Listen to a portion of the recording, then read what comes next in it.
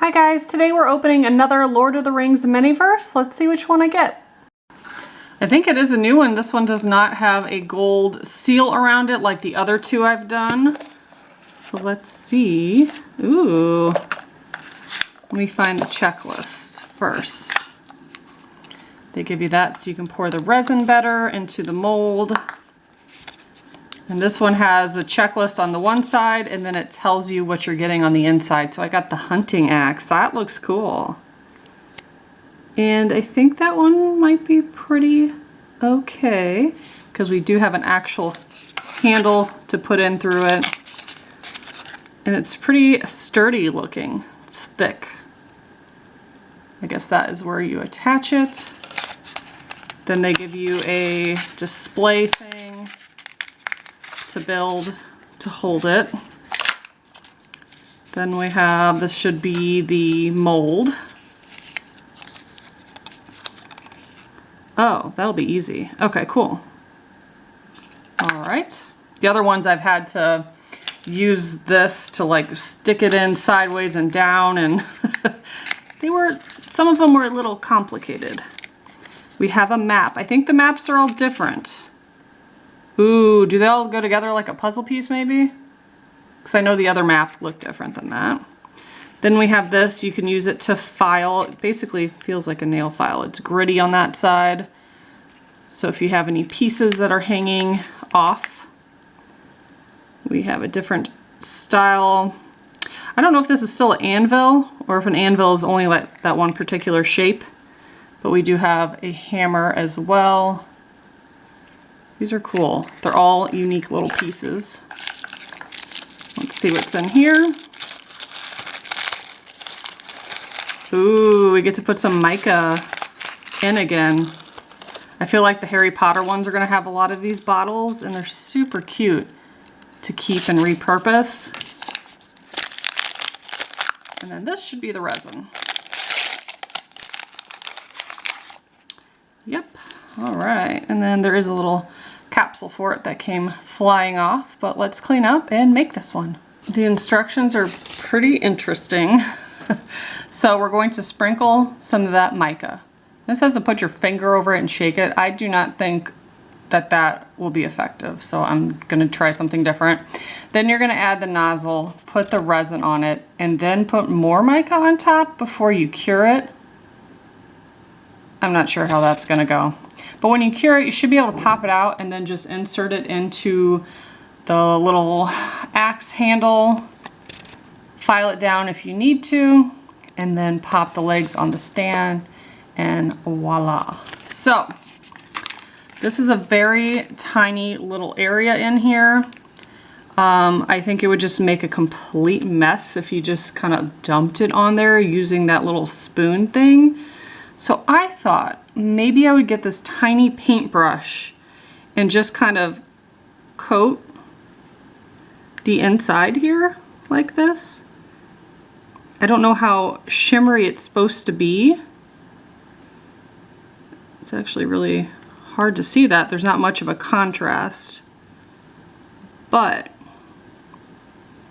I like mica because it's pretty, but it is messy. Like, this stuff goes airborne and gets everywhere. But I think I could go like this and like tap it on top once we pour the resin. So that's what I'm gonna try to do. I'm gonna sprinkle some in here. And I guess we do have enough resin to probably make, I don't know, maybe 3, 4 of these. See which one comes out best. I feel like I have a lot on the outside.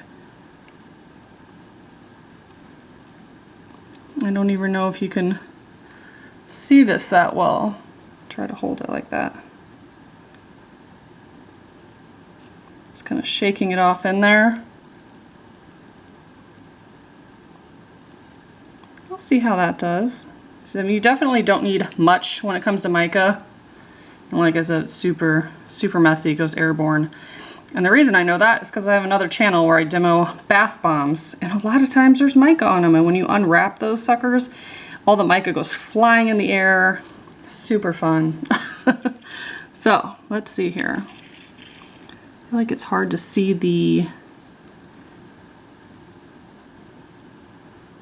Oh, and it is like a silver color. So yeah, this is like hard to see, especially when you have a camera in between you.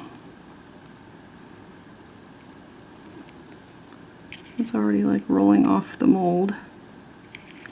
That's where that file is going to come in handy. I said in other videos too, like when you're squeezing the resin out, you should kind of just apply pressure and don't keep going on and like squeezing it, because then you're going to put air bubbles in it. So I'm trying to apply pressure without it coming out the top. This funnel seems very tight.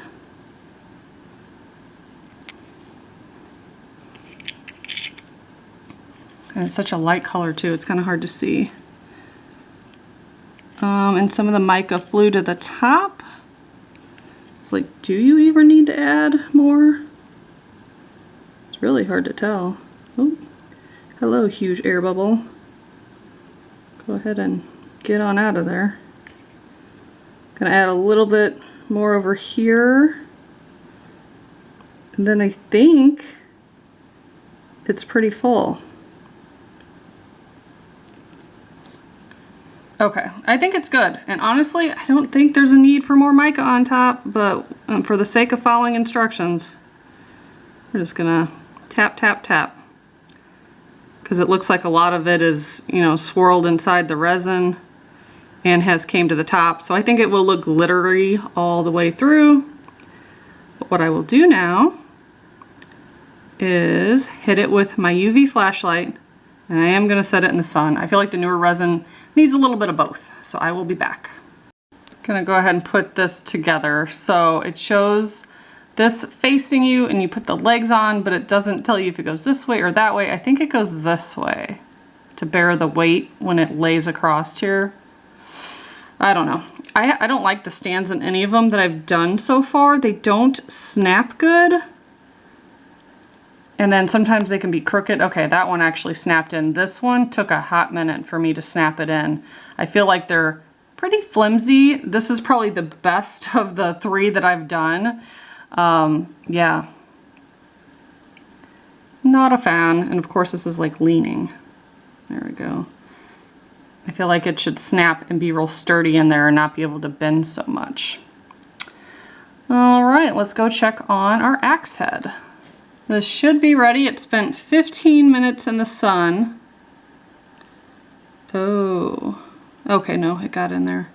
There is like a little ledge under here where that part has to go in. So there's definitely some real chunky, sparkly pieces, I see. Some areas that could be filed a little. I'm gonna go ahead and make a couple more of these, see how many it makes, and then we'll see which one's the best. So I made 3 so far. This one has a tiny air bubble in it, so I won't use that one. I think this one is my favorite. And it's pretty similar to this one, but this one looks like there's little areas I would need to file down. But this one seems really good. So let's see how difficult or easy this is to pop in. Very easy. That's awesome. And of course you can add way more mica to it if you want, or if you just want it a little sparkly. There's definitely enough to make, I would say, at least one more. You could probably make 4 of these. Now let's try to put it on the stand and see how that goes. I think you just, do you set it up here?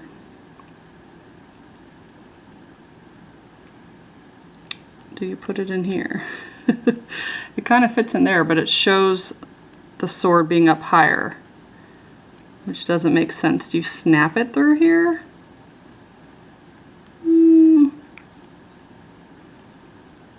Like that? No, that can't be it. Because on the picture it shows this gold piece is way up like this. So it almost seems like that would snap between there, but I feel like that would also break it. I do not like these sword things at all. It doesn't go the other way. Maybe up like that. That seems goofy though.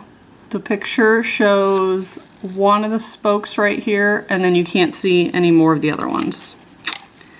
So I think it is supposed to go like that, but I'm not going to force that. Do I have the blade on correctly? Yes. Huh. Okay, well, like I've said in all the other ones, not a fan of the sword stands, but this I think turned out pretty good. Fairly easy. Out of the other 3, let's see, I've done 3 total. This is probably my second favorite. So if you want to see me open more of these, I do have more, so subscribe and stay tuned. Thanks so much for watching. Bye guys.